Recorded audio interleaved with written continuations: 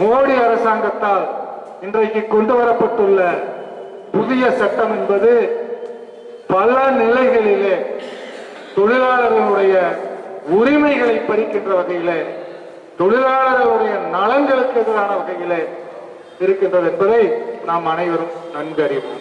கோரிக்கையையும் பின்வாங்காமல் தொடர்ந்து இதுநாள் வரையில் தொடர்ந்து நடத்தி கொண்டிருக்கக்கூடிய ஒரே இயக்கம் ஐஎன்டிசி பேரியக்கம். ஆனால் விளம்பரம் கொஞ்சம் கம்மியா இருக்கு. எல்லா வெற்றிகளுக்கும் சொந்தக்காரர்களாக ஐஎன்டிசி பேரியக்கத்தை சேர்ந்த தொண்டர்கள் இருப்பார்கள், தொழிலாளர்கள் இருப்பார்கள், தொழிற்சங்க தலைவர்கள் இருப்பார்கள். ஆனால் அவர்களுக்கு என்று போதுமான விளம்பரம். எல்லா தியாகங்களையும் செய்தவர்கள். யசூர்ல சொன்ன மாதிரி பலமுறை நான் கேள்விப்பட்டேன். எல்லாரும் ரத்தம் சிந்தி வளர்த்த இடம் இந்த ஒசூர் மாநகர். ரத்தம் பல தலைவர்கள் ஐஎன்டிசி பேரியக்கத்தில் இருக்கக்கூடிய தலைவர்கள் ரத்தம் சிந்தி தொழிற்சங்க இயக்கத்தை வளர்த்தது. எல்லா ஊர்கள், எல்லா இடங்கள், என்னை உட்பட நானும் மற்ற எதிர் தொழிற்சங்க தலைவர்களால் வெட்டப்பட்டேன்.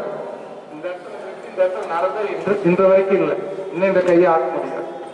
எல்லோரும் எல்லா ஊர்களும் ரத்தம் சிந்தி ஐஎன்டிசி பேரியக்கத்தினை தலைவர்கள் வளர்த்து வந்திருக்கின்றார்கள். ஆனால் சகோதரர் குப்புசாமி அவர்கள் சொன்னதை போன்று அதை பற்றிய பெருமைகளை எல்லாம் பல தொழிலாளர்கள் உணர்ந்து கொள்ள முடியாத ஒரு சூழலை இருந்து கொண்டிருக்கின்றோம்.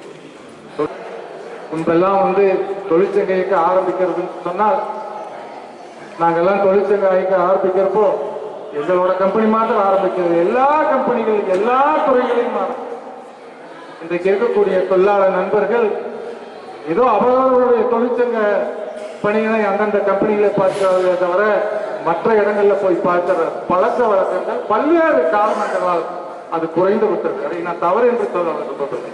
ஆனாலும் கூட தொழிற்சங்க இயக்க பணிகளுக்கு என்று ஒரு குறிப்பிட்ட காலத்தை நிர்ணயித்து ஒதுக்கி இந்த பிராந்தியத்தில் மீண்டும் ஐஎன்டிசி பேரியக்கம் ஒரு மிக பெரிய அளவில் ஒரு வெற்றி வாகை சூடுகின்ற ஒரு இயக்கமாக அடுத்த 50 ஆண்டுகளுக்கு 100 ஆண்டுகளுக்கு செயல்படுகின்ற அளவிலே அடுத்த தொழிற்சங்க தலைமுறைகளை எல்லாம் உருவாக்கி உங்களுடைய பணிகள் சிறக்க வேண்டும் என்பதுதான் தமிழ்நாடு ஐஎன்டிசியுடைய வேண்டுகோளும் விருப்பம்.